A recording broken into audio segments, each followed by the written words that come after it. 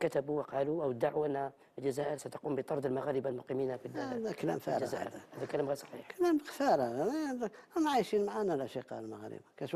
كاش واحد يمشي يخدم ولا يقول له أنت مغربي ما تخدمش، ولا أنت ما داخلين في وسط الشعب، ما كاش اللي يعرفهم باللي مغربي ولا ماشي مغربي. احنا ما نفرقش ومرحبا بهم. أنا قلت الشعب المغربي شعب شقيق وبأتم المعنى.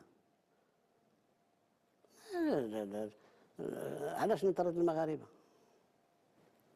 اللي راه في خدمته هنا محترم نفسه راه لا ما يدخلش في متاهات برك، لأن هذه أمور شخصية ماهيش أمور جماعية. ماهوش لأنه مغربي راه يمس في لا، اللي يدخل في عصابة بغى يكون جزائري ولا مغربي ولا جنسية أخرى بالسيف نحميو البلاد.